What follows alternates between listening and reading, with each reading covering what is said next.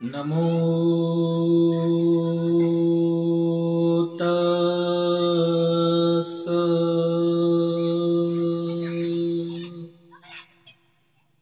भगवतो अरहतो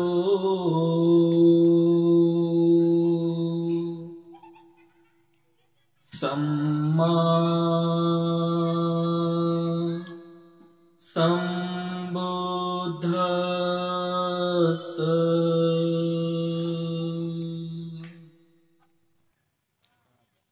बुद्ध, धम्म आणि संघ या तीन रत्नांना प्रथमतः त्रिवार अभिवादन करतो। बोधिसत्व डॉक्टर बाबासाहेब आंबेडकर यांच्या समग्र धम्म क्रांतीमध्ये जीवनाच्या शेवटच्या श्वासापर्यंत समर्पित राहून आजच्या या मंगलमय प्रसंगी या धम्म विचार मंचावरती उपस्थित पूजनीय भिक्खू संघ, या भिक्खू संघामध्ये स्थानापन्न माझ्या समवेत असलेले भिक्खू करुणानंदजी थेरो, संचालक the great happiness YouTube channel, पूजनीय भिक्खू धम्मबोधीजी थेरो, संचालक purity of mind YouTube channel, पूजनीय भिक्खू अभय नायकजी थेरो आणि विशेषतः आजची ही धम्मदेसना श्रवण करण्यासाठी या ठिकाणी जमलेले आपण सर्व धम्म उपासक, धम्म उपासिका, लहान बालक आणि बालिकांनो, धम्मदेसनेला सुरुवात करण्यापूर्वी सर्वप्रथम आपल्या सर्वांप्रती मी अनंत मंगल कामना आशीष अर्पण करतो आणि तथागतांच्या पवित्र सद्धम्माच्या देसनेला सुरुवात करतो। उपस्थितांनो,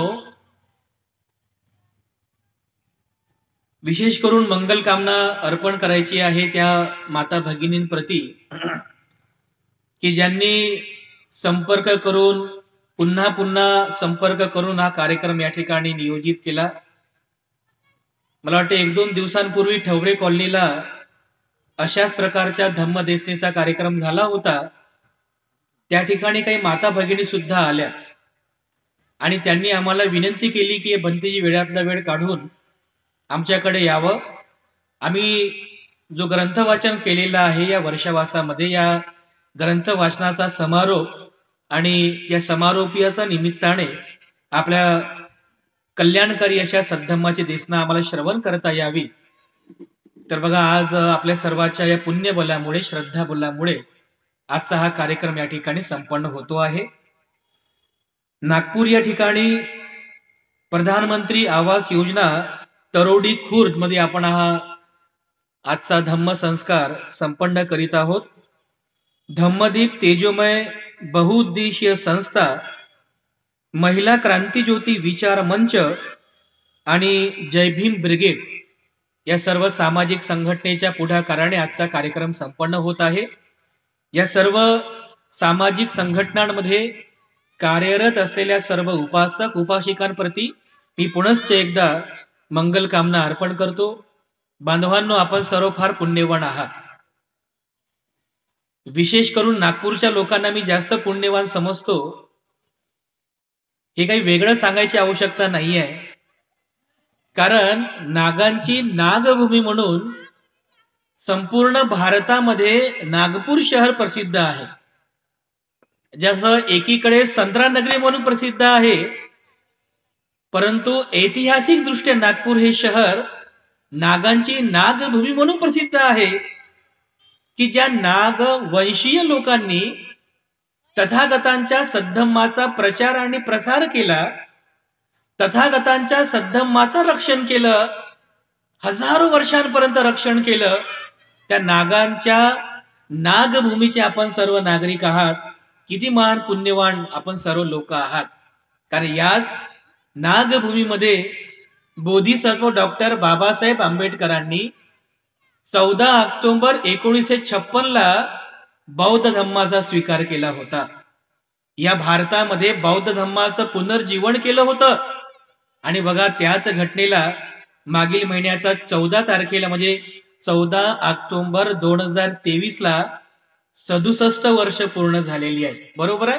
म्हणजे आपण सर्व 67 वर्षांचे बौद्ध आहोत. तो इतिहास तुम्ही नेहमी आठवला पाहिजे. तुमच्या स्मृतीमध्ये तो इतिहास नेहमी जिवंत असला पाहिजे. या भारतातील तो क्रांतिकारी दिवस की रक्ताचा एकही थेंब न सांडता बाबासाहेब आंबेडकरांनी एवढी महान धम्मक्रांती केली. तो 14 ऑक्टोबर 1956 दिवस. त्यानंतर दुसऱ्या दिवशी 15 ऑक्टोबर 1956 ला त्याच दीक्षाभूमीच्या त्या स्टेजवरून त्या नवदीक्षित बौद्धांना बाबासाहेब आंबेडकर उद्देशून भाषण करतात. आणि त्या भाषणाचा मुद्दा असतो की मी बौद्ध धम्माचा स्वीकार का केला. तुमच्यापैकी बऱ्याचशा वाचकांनी ते भाषण, बाबासाहेबांचं ते प्रेरणादायी भाषण नक्कीच वाचलं असेल.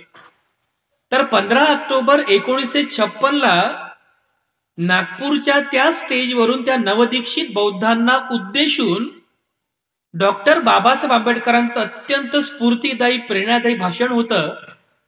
आणि त्या भाषणामध्ये बाबासाहेब आंबेडकर सांगतात मी बौद्ध धम्माचा स्वीकार का केला. हा महत्वाचा मुद्दा होता. आणि त्या भाषणामध्ये बाबासाहेब आंबेडकर एक महत्वाचा मुद्दा प्रकर्षाने सांगतात. बाबासाहेबांचा एक महत्वाचा मुद्दा तुम्हाला सांगतो त्या भाषणातला. बाबासाहेब आंबेडकर असं म्हणतात, रेडा, बैल आणि माणूस यामध्ये फरक आहे. रेडा, बैल आणि माणूस यामध्ये फरक आहे. रेडा आणि बैल यांना रोज खायला गवत लागते, वैरण लागते आणि माणूसही रोज खातो. परंतु माणसाकडे मन आहे. माणसाकडे मन आहे. एक सतसत विवेक बुद्धी आहे. काय चांगलं आणि काय वाईट हे केवळ माणसाला समजतं. जे रेडा, बैल, कुत्रे, मांजर, गाई, ढोर यांना समजत नाही. केवळ आणि केवळ माणसाला समजतं की काय केल्याने माझं भलं होईल आणि काय केल्याने माझी अधोगती होईल. कोणता मार्ग माझ्या सुखाचा आहे, कोणता मार्ग माझ्या दुःखाचा आहे हे फक्त माणसाला समजतं. का बरं? काय रिझन आहे? कारण माणसाकडे मन आहे. माणसाकडे सतसत विवेक बुद्धी आहे, कॉन्शियस माइंड आहे. आणि म्हणून बाबासाहेब आंबेडकर त्या भाषणामध्ये विश्वासानं सांगतात की म्हणून माणसाचं मन हे सुसंस्कृत झालं पाहिजे. बरोबर आहे. माणसाचं मन हे सुसंस्कृत झालं पाहिजे. जर माणसाचं मन हे सुसंस्कृत झालं नाही, त्या मनावर चांगल्या संस्काराची जडणघडण केली नाही, सुसंस्कारित केलं नाही, तर त्या माणसामध्ये आणि त्या प्राण्यांमध्ये काही फरकच राहणार नाही ना. म्हणजे बघा ना तुम्ही, बघा हे प्राणी, बघा आजूबाजूला जे प्राणी आपण पाहतो, हे प्राणी जन्मास येतात, लहानाचे मोठे होतात, खातात, पितात, म्हातारे होतात, शेवटी मरतात. माणूसही जन्मास येतो, खातो, पितो, लहानाचा मोठा होतो, शेवटी मरतो. परंतु फरक आहे ना.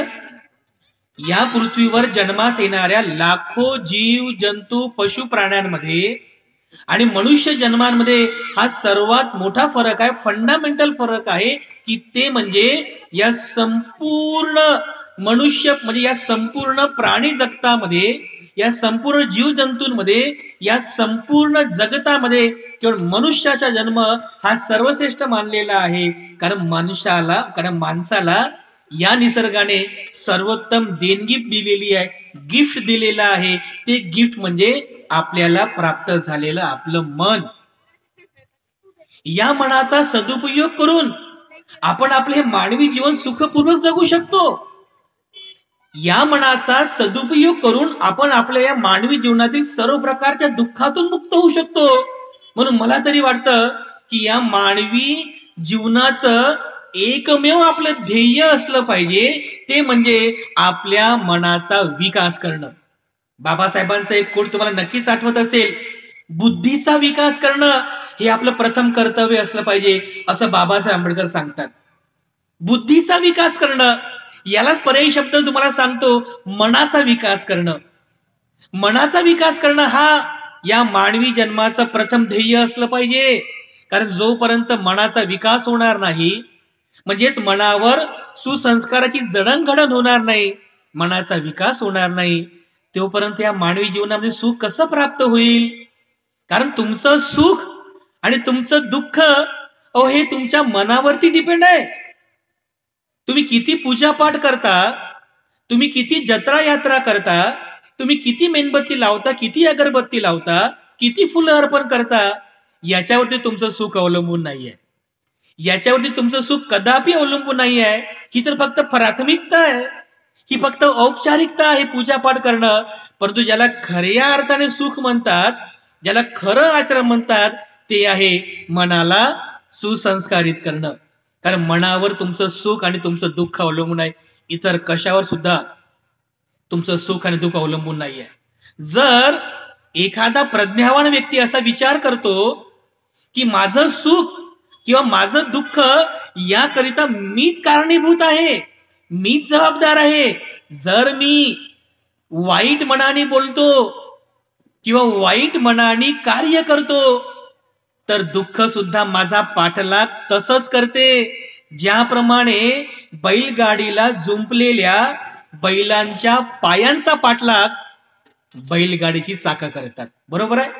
अगदी त्याप्रमाणे दुःख त्या माणसाचा पाठलाग करते. जर आपण वाईट मनाने बोलतो किंवा वाईट मनाने कार्य करतो, दुःख त्याचा पिछा कधीच सोडत नाही, त्याला त्या वाईट कर्माचं फळ भोगावंच लागतं. पण या उलट तोच प्रज्ञावान व्यक्ती असा विचार करतो की अरे, जर मी चांगल्या मनाने बोलतो किंवा चांगल्या मनाने कार्य करतो, तर सुख सुद्धा माझी साथ कधीच सोडत नाही, ज्याप्रमाणे माणसाची सावली माणसाची साथ कधीच सोडत नाही. बरोबर आहे? माणसाची सावली माणसाची साथ कधी सोडत नाही, सुख सुद्धा तुमची साथ कधीच सोडत नाही. म्हणून तथागतांच्या या तत्वज्ञानाला आपण समजून घेतलं पाहिजे की माझं सुख आणि माझं दुःख हे सर्व मी जबाबदार आहे, मीच कारणीभूत आहे. म्हणून स्वतः प्रयत्न करा. तुम्ही स्वतः अत्त दीप भव व्हा, स्वतःच स्वतः प्रकाशमान बना, स्वतःच स्वतः दीप बना. हाच बुद्धांचा संदेश आहे, हाच बुद्धांचा उपदेश आहे. म्हणून मी नेहमी सांगतो की जर आपल्याला आपल्या जीवनामध्ये सुखी व्हायचं असेल, तर यासाठी तुम्ही स्वतः प्रयत्न करणं गरजेचं आहे. तुम्हाला स्वतःला तहान लागली तर पाणी कुणी प्यावं? तुम्हाला प्यावं लागेल. अत्तदीप भव, स्वतः प्रयत्न करा.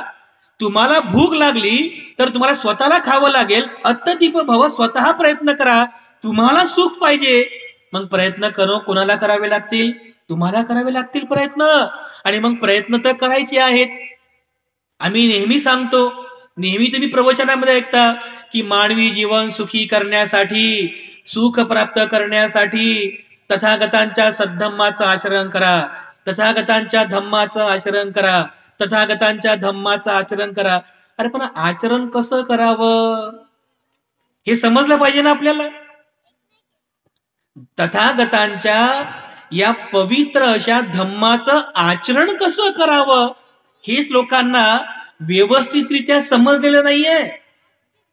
तथागतांच्या धम्माचं कसं आचरण करायला पाहिजे, तेव्हा या संदर्भामध्ये आपण सर्वांनी समजून घेणं अतिशय महत्वाचं आहे. कारण आपण सर्वच आपल्या सर्वांची इच्छा आहे की मला सुख प्राप्त व्हावं, आणि याकरिता आपण सर्व धम्माचं आचरण करतोय. आणि तुम्ही पण मागच्या 3 महिन्यांपासून हे ग्रंथ वाचन करताय, ग्रंथ समजून घेण्याचा प्रयत्न करताय, धम्म समजून घेण्याचा प्रयत्न करताय. कशासाठी बरं? कशासाठी? तुम्हाला कोणी बोललं का असं की तुम्हाला पगार मिळतोय सर्व करायचा? कशासाठी करता तुम्ही सगळं हे? सांगा बरं. सुखी होण्यासाठीच ना. मला सुख प्राप्त व्हावं याकरताच तुम्ही केलं सर्व हे 3 महिन्यांपर्यंत. एकमेव तुमचा हाच उद्देश आहे की जर आपण धम्म समजून घेतला, धम्माचं आचरण केलं, तर मला सुख मिळेल, मला शांती मिळेल. आणि याकरताच आपण सगळं हे करतोय. पण बांधवांनो, धम्म आचरण करण्याही पूर्वी धम्माला समजून घेणं महत्वाचं आहे. आणि धम्म समजून घेऊन व्यवस्थित त्याचं आचरण करणं महत्वाचं आहे. असे हे टप्पे बनवलेले आहेत. डायरेक्ट कोणी धम्माचं आचरण करू शकत नाही. एखादी गोष्ट जर तुम्हाला आचरणामध्ये आणायची असेल त्याला अगोदर समजून तर घ्या. तुम्हाला जर गाडी चालवायला दिली, ज्याला गाडी बिलकुल येत नाही, जो ड्रायव्हिंग सीटवर कधीच बसला नाही, आला जर गाडीची चाबी दिली आणि बस ड्रायव्हिंग सीटवर, काय होईल बरं? पहिला तो शोधेल की गाडीची चाबी कुठे लावायची. हे एबीसी काय आहे, ऍक्सिलरेटर कोणता आहे, ब्रेक कोणता आहे, क्लच कोणता आहे, त्याला ते सांगावं लागेल सर्व. डायरेक्ट तुम्ही त्याला गाडीवर कसं काय बसवणार आहात? धम्म आचरणाची पद्धती सुद्धा अशीच आहे. अगोदर तुम्हाला धम्म समजून घ्यावं लागेल, थिअरी, त्याला थिअरी म्हणतात. आणि मग त्याचं प्रॅक्टिकली आचरण करावं लागेल. जेव्हा तुम्ही प्रॅक्टिकली आचरण करता तेव्हाच तर तुम्हाला त्याचं फळ मिळेल ना. तुम्ही जवळपास सगळेच जण शाळा शिकलेले आहात, आहे ना? तुम्ही सगळे शाळा शिकलेले आहात. तर शाळा म्हणजे शाळेमध्ये विद्यार्थ्यांची परीक्षा होत असते, बरोबर आहे? विद्यार्थ्यांची परीक्षा होते. त्या परीक्षेची एक पद्धत आहे. त्या परीक्षेची एक्झामची एक पॅटर्न असतो. परीक्षेचा एक पद्धती आहे. कशी पद्धत आहे? अगोदर 8 महिने 9 महिन्यांपर्यंत त्या विद्यार्थ्यांना ते पुस्तकातलं ज्ञान शिकवलं जातं, बरोबर आहे? थिअरी, त्यांना थिअरी शिकवली जाते. त्यानंतर मग याचे प्रॅक्टिकल म्हणजे काय? प्रत्यक्ष तुम्हाला त्याचं आचरण करायचं आणि प्रत्यक्ष तुम्हाला एक्झाम द्यायची आहे. जे तुम्ही 8-9 महिन्यांपर्यंत, वर्षभरापर्यंत जे तुम्ही पुस्तकातले पाठ शिकलात, जे तुम्हाला ज्ञान अवगत झालं, आता ते प्रॅक्टिकली तुम्हाला आचरणामध्ये आणायचं आहे. तर याकरिता तुमचे प्रॅक्टिकल पण होते. जे सायन्सचे विद्यार्थी आहे त्यांना बरोबर माहित असेल, एक्झाम जे आपण लिहितो किंवा प्रॅक्टिकली जे करतो आपण, ते सुद्धा महत्वाचं आहे. काय वर्षभरातून जे तुम्ही शिकलात ते तुम्ही प्रॅक्टिकली करून दाखवा. आणि ज्या वेळेस तुमची प्रॅक्टिकल एक्झाम होते, प्रॅक्टिकल एक्झाम झाल्यानंतर मग सर ते शेवटी तुम्हाला तुमचा रिझल्ट मिळतो. तुम्हाला थिअरीमध्ये किती मार्क्स मिळाले, प्रॅक्टिकलमध्ये तुम्ही किती पुढे गेले, याचा रिझल्ट तुम्हाला मिळतो. अशा या 3 पायऱ्या आहेत. कोणत्या कोणत्या? परीक्षेच्या पायऱ्या विद्यार्थ्यांना चांगल्या प्रकारे माहित आहे. थिअरी, त्यानंतर प्रॅक्टिकल आणि त्यानंतर रिझल्ट, बरोबर आहे की विद्यार्थ्यांनो? थिअरी, नंतर प्रॅक्टिकल आणि नंतर रिझल्ट. धम्म आचरणाची सुद्धा अशाच 3 पद्धती आहेत. धम्माचं आचरण करण्याच्या अगदी याच सेम अशा 3 पद्धती आहेत किंवा 3 त्याला 3 पायऱ्या म्हणू शकता, 3 पद्धती म्हणू शकता. कोणत्या कोणत्या? धम्माचं आचरण अगोदर थिअरिकली करावं लागतं. थिअरी म्हणजे धम्माला समजून घेणं. त्यानंतर दुसरी पायरी कोणती? प्रॅक्टिकल. धम्माला प्रॅक्टिकलीच आचरणामध्ये आणायचं असतं. आणि जेव्हा तुम्ही तंतोतंत व्यवस्थित योग्यरित्या धम्माचं प्रॅक्टिकली तुम्ही आचरण करता, धम्माचरण करता, नक्कीच त्या धम्माचरणाचं फळही तुम्हाला प्राप्त होते. त्याला बौद्ध तत्वज्ञानामध्ये या 3ही धम्म आचरणाच्या अंगाला विशिष्ट शब्द प्रयोग आहेत. लक्षपूर्वक तुम्ही ते शब्द प्रयोग ऐका. ते जे शब्द आहेत हे पाली शब्द आहेत. आपण आपल्या धम्म मंदनेमध्ये नेहमी म्हणतो, परंतु लक्षात येत नाही की आपण काय म्हणतो आहे. तरी आम्ही या वर्षावासामध्ये आम्ही जे प्रवचनं केली, सर्च रिसर्च YouTube चॅनलला आमची प्रवचनं आहेत. या वर्षावासामध्ये या पाली शब्दांचा अर्थासहित भावार्थ आम्ही या वर्षावासात सांगण्याचा प्रयत्न केला. अगदी अरहं पासून तर क्षमा याचना म्हणतो आपण, त्रिश्रम पंचशीलाची याचना म्हणतो, त्रिरत्न वंदना म्हणतो, बुद्ध पूजा म्हणतो. केवळ हे मंत्र नाही आहेत बांधवांनो, याचा एक मोठा भावार्थ आहे. म्हणून शब्दशः अर्थ आपल्याला समजला पाहिजे. जसं आता बघा तुम्ही आपल्या बुद्ध धम्म संस्कारामध्ये संकल्प गाथा म्हणता ना. संकल्प गाथा कोणती गाथा आहे? इमाय धम्मानुधम्म पटिपत्तिया बुद्धं पूजेमी, बरोबर आहे? इमाय धम्मानु धम्म पटिपत्तिया धम्मं पूजेमि इमाय धम्मानु धम्मपटिपत्तिया संघं पूजेमि. बरोबर आहे ना? संकल्पकथा अशीच आहे ना? काय होतो याचा अर्थ? बंदणीच्या पुस्तकामध्ये याचा अर्थ दिलेला आहे, पण शब्दशः अर्थ नाहीये. शब्दशः अर्थ तुम्हाला सांगतो. इमाय धम्मानु, अशा प्रकारे या धम्माचं शब्दशः अर्थ लक्षात घ्या. इमाय अशा प्रकारे धम्मानु धम्माचं धम्मपटिपत्तिया, पटिपत्तिया हा शब्द आहे. धम्मपटिपत्तिया, बुद्धं पूजेमी धम्मं पूजेमी संघं पूजेमी, म्हणजे मी बुद्ध धम्म संघाची पूजा करतो. कशी पूजा करतो? फुलाने नाही, मेणबत्ती अगरबत्ती लावून पण नाही. कशी पूजा करतो? धम्मपटिपत्तिया, धम्मपटिपत्ती करून मी बुद्धाची पूजा करतो. धम्मपटिपत्तिया, धम्मपटिपत्ती करून मी धम्माची पूजा करतो. धम्मपटिपत्तिया, धम्मपटिपत्ती करून मी संघाची पूजा करतो. तर धम्मपटिपत्ती म्हणजे काय? धम्मपटिपत्ती, पटिपत्ती याचा अर्थ होतो प्रॅक्टिकली आचरण करणे. जसं तुम्हाला अगोदर बोललो मी की धम्म आचरणाचे 3 स्टेजेस आहेत, 3 स्तर आहेत. ते सांगतो तुम्हाला कोणते कोणते. पहिला जो स्तर आहे धम्म आचरणाचा, त्याला म्हणतात धम्म परियत्ती. समजलं?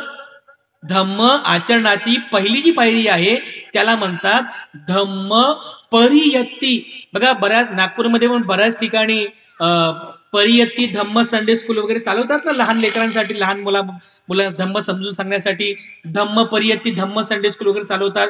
धम्म आचरणाचा पहिली पायरी आहे ही धम्म परियत्ती.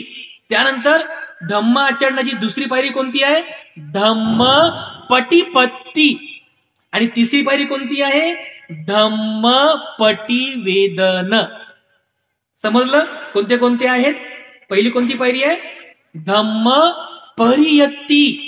दुसरी पायरी धम्म पटिपत्ती. आणि तिसरी पायरी धम्म पटिवेदन. हे 3 शब्द आहेत. धम्म आचरणाचे हे 3 स्टेजेस आहेत, 3 पायऱ्या आहेत. पहिली कोणती पायरी आहे? धम्म परियत्ती. परियत्ती म्हणजे काय? परियत्ती याचा अर्थ होतो थेरी. परीक्षामध्ये धम्माची परीक्षा कशी असते? धम्म परियत्ती म्हणजे थेरी. धम्माला समजून घ्यायचं अगोदर, डायरेक्ट आचरण करायचं नसते. अगोदर समजून घ्या तुम्ही. तर कसं समजून घ्या तुम्ही? धम्म जर समजून घ्यायचा असेल, धम्म काय आहे, धम्मामध्ये कोणते तत्व आहेत, हे सगळं समजून घ्यावं लागेल ना. तर धम्म समजून घ्यायचा. कसं समजून घ्यायचं आहे? पहिलं पुस्तक वाचून आपण धम्म समजून घेतो, बरोबर आहे. जसं तुमच्याकडे बुद्ध आणि त्याचा धम्म आहे, मागील 3 महिन्यांपासून तुम्ही धम्माचं ग्रंथाचं वाचन करताय. काय केलं तुम्ही? धम्म वाचून समजून घेण्याचा प्रयत्न केला. त्यालाच म्हणतात धम्म परियत्ती. म्हणजे 3 महिन्यांपर्यंत तुम्ही धम्म जो आहे वाचून ऐकून समजून घेण्याचा प्रयत्न केला. दॅट्स कॉल धम्म परियत्ती. बरेचसे लोक आमच्या युट्यूब चॅनलला फॉलो करतात. करुणानंद भंतेजींचं चॅनल आहे, फॉलो करता तुम्ही. धम्मबोधी भंतेजींचं आहे, आमचं पण चॅनल आहे. तुमच्यापैकी बहुतांश लोक युट्यूबला आमची प्रवचन ऐकता, म्हणजे ऐकून सुद्धा धम्म समजून घेण्याचा प्रयत्न करता. दॅट्स कॉल धम्म परियत्ती. हे सगळं थेअरी आहे. धम्माचं आचरण तर अजून आणखी पुढची स्टेज आहे. अगोदर धम्म समजून घेताय तुम्ही. धम्म पुस्तकं वाचून समजून घ्यावा, धम्म प्रवचन ऐकून धम्म समजून घ्यावा, चर्चा करून धम्म समजून घ्यावा. हे जे काही श्रवणीय ज्ञान आहे याला श्रुतम ज्ञान म्हणतात. ऐकून वाचून जे जे आपल्याला धम्म आत्मसात करता येईल, धम्म समजून घेता येईल, जास्तीत जास्त धम्म समजून घेण्याचा प्रयत्न करावा. यालाच म्हणतात धम्म परियत्ती. समजलं? पण हे सुद्धा खरं धम्माचे आचरण नाहीये. आता महत्वाचं आहे, धम्म परियत्ती पण महत्वाचं आहे बरं. याचा अर्थ असा नाही की धम्म परियत्ती करू नये, कारण धम्म जर व्यवस्थित समजूनच घेतला नाही तर तुम्ही धम्माचं योग्य आचरण कसं करणार? बुद्धाचं वचन आहे, धम्मं चरे सुचरितं नतं दुचरितं चरे धम्मचारी सुखं सेती अस्मिन लोके परम निच. संकल्प गाथेमध्ये धम्मं चरे सुचरितं, धम्माचं सुचरण करा, चांगलं आचरण करा. नतं दुचरितं चरे, दुराचरण करू नका. धम्माची हेळसांड होईल अशा प्रकारचं कृत्य करू नका, धम्माचं दुराचरण करू नका. धम्मं नतंतु चरितं चरे धम्मचारी सुखं सेती. जो खऱ्या अर्थाने धम्माचं आचरण करतो, सुचरण करतो, असा जो धम्मचारी आहे त्याला धम्मचारी म्हणतात. अशी जी धम्मचारिणी आहे, धम्मचारी सुखं सेती, सेती याचा अर्थ होतो विहार करणे किंवा झोपणे. अशा धम्मचारीला सुखाने झोप लागते, तो सुखाने विहार करतो. कुठे? अस्मिन लोके, या लोकात तर तो सुखाने विहार करतोच, परमनीच मृत्यूच्या नंतरही त्याला सुगती प्राप्त होते. म्हणून धम्माचं आचरण महत्वाचं आहे. धम्माचं आचरण करण्यापूर्वी परियत्ती सुद्धा महत्वाची आहे. जर तुम्ही धम्म समजून घेतला नाही किंवा चुकीचं समजून घेतलं, चुकीच्या गोष्टीनं तुम्ही धम्म समजून घेतला, चुकीच्या तत्वानं जर तुम्ही धम्म समजून घेतला, तर तुमचं आचरण सुद्धा चुकीचं होईल.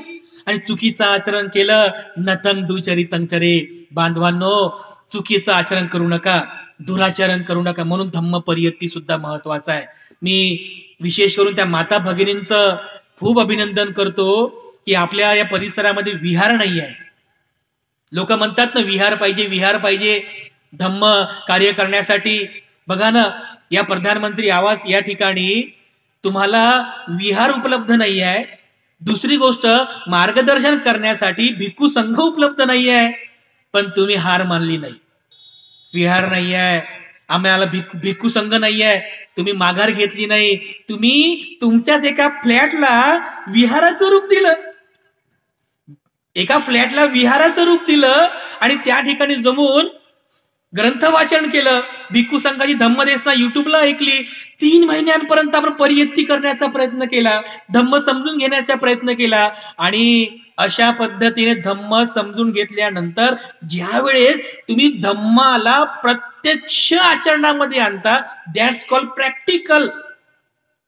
परियत्ती झाल्यानंतर, थेरी झाल्यानंतर जो धम्म तुम्हाला समजला, जो धम्म तुम्ही आत्मसात केला, त्या धम्माला जेव्हा तुम्ही प्रॅक्टिकली आचरणामध्ये आणता, त्याला म्हणतात धम्म पटिपत्ती. समजलं? पटिपत्तीचा अर्थ, पटिपत्ती म्हणजे काय? प्रॅक्टिकली, प्रात्यक्षिक तुम्ही धम्माचं आचरण करता. आणि जेव्हा तुम्ही प्रत्यक्ष धम्माचं आचरण करता, तेव्हा मग तुम्ही खऱ्या अर्थाने बुद्धाची पूजा करता. ही खरी बुद्धाची पूजा आहे. हे तर बाकी फॉर्मॅलिटीज आहेत. फुलं अर्पण करे, मेणबत्त्या अगरबत्त्या लावणे, हे जस्ट फॉर्मॅलिटी आहे, औपचारिकता आहे. पण याच्या पुढचं पाऊल जे आहे कोणतं? इमाय धम्माणो, या धम्माची धम्मपटिपत्ती, या प्रत्यक्ष धम्माचं आचरण करून, धम्मपटिपत्ती करून, धम्मपटिपत्ती या बुद्धं पूजेमी, बुद्धाची पूजा करतो. कशी करतो बुद्धाची पूजा? धम्मपटिपत्ती करून, प्रत्यक्ष धम्माचं आचरण करून. इमाय धम्माणो, या धम्माची धम्मपटिपत्ती, या धम्माचं प्रत्यक्ष आचरण करून मी धम्माची पूजा करतो. धम्मपटिपत्ती या संघं पूजेमी, धम्माचं प्रत्यक्ष आचरण करून संघाची पूजा करतो. आलं लक्षात तुम्हाला? हे महत्वाचं आहे की ज्या वेळेस तुम्ही प्रॅक्टिकली आचरण करता, तीच खरी बुद्ध धम्म संघाची पूजा आहे. जेव्हा तुम्ही धम्मपटिपत्ती करता, तेव्हा तुमच्या पुण्यामध्ये वाढ होते. हे तुमचं पुण्य आहे. इमिना पुय्य कम्मेन, हे जे काही तुम्ही 3 महिन्यांमध्ये पुण्य केलं. काही माता भगिनींनी बघा, आमचा ऑनलाईन आम्ही सेशन पण राबवलेले होते. दर पौर्णिमेला, चतुर्दशीला किंवा ज्या 2 अष्टमी येतात, ऑनलाईन उपोषण शिबिर सुद्धा आम्ही राबवलेले आहेत. तुमच्यापैकी बऱ्याचशा माता भगिनींनी आमचं ऑनलाईन शिबिर सुद्धा जॉईन केलं असेल. तर तुम्ही प्रॅक्टिकली सुद्धा धम्माचा म्हणजे आचरण केलं, अष्टशील उपोषण व्रत धारण केलं. तर जे काही तुम्ही पुण्य केलं धम्माचं आचरण करून, इमिना पुय्य कम्मेन, हे जे पुण्यकर्म मी केलं, इमिना पुय्य कम्मेन मामे बाल समागमो. बाल याचा अर्थ होतो पालीमध्ये मूर्ख व्यक्ती. मूर्ख व्यक्तीला बाल असं म्हणतात पालीमध्ये. मामे बाल समागमो, मूर्ख व्यक्तीचा मला कधी समागम होऊ नये, सहवास होऊ नये. मामे बाल समागमो सतंग समागमो होतु. सतंग म्हणजे संत. संत म्हणजे कोण? संत शब्द मराठीमध्ये, संत म्हणजे जे शांत चित्ताचे आहेत, जे कुशल चित्तांची आहेत, ज्यांचं चित्त शुद्ध आहे, ते शीलवान आहेत, गुणवान आहेत, त्यागी आहेत, असे जे कोणी संत लोक आहेत, सतंग समागमो होतो, अशा संत लोकांचा मला नेहमी समागम व्हावा, सतंग समागम होतो, आणि याच पुण्यकर्माने याव निब्बाण पत्तिया, याच पुण्यकर्माने मला निब्बाणाची प्राप्ती हो, हे आपलं पुण्य आहे. आणि ज्यावेळेस तुम्ही खरंच सांगतो बांधवांनो, तुम्ही धम्माचं प्रत्यक्ष आचरण करताना कोणतं आचरण करता? प्रत्यक्ष आचरण शील. तुम्ही शील ग्रहण केलं, शीलाचं प्रत्यक्ष आचरण करताय. त्यानंतर समाधी, तुम्ही आपल्या मनाची कुशल चित्ताची एकाग्रता करण्याचा प्रयत्न करता, ज्याला समाधी म्हणतात. त्यानंतर प्रज्ञेचा विकास करताय.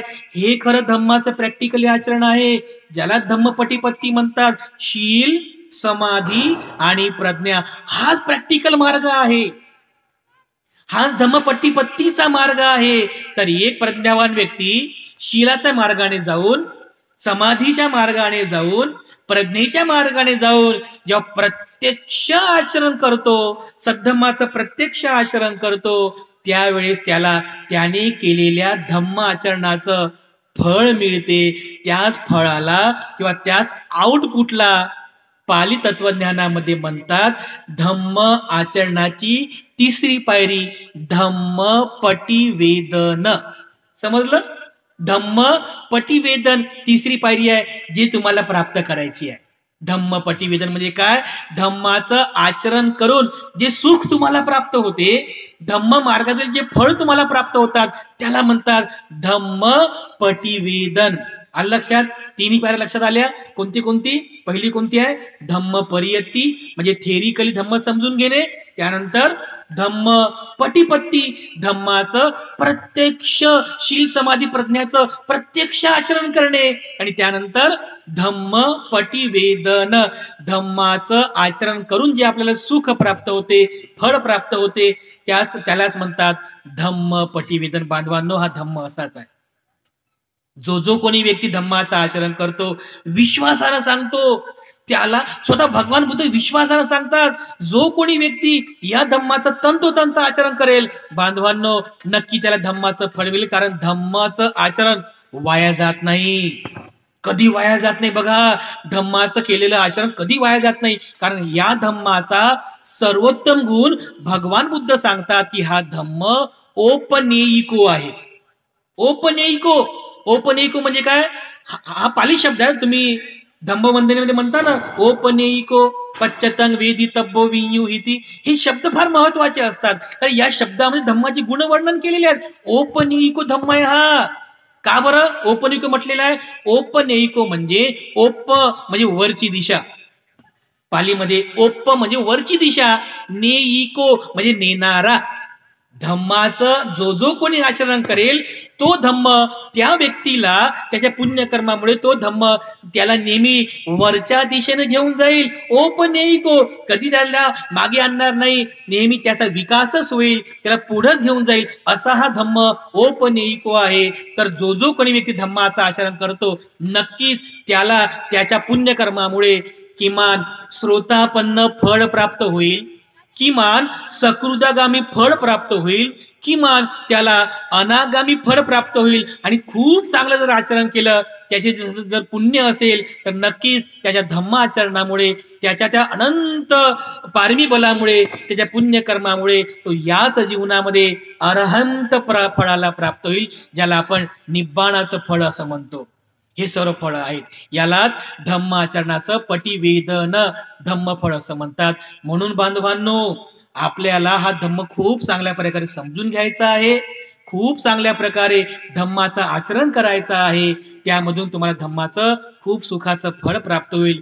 मी विशेष करून या महिला मंडळांचं काही नाव पण आहे का? महिला मंडळाचं नाही ना?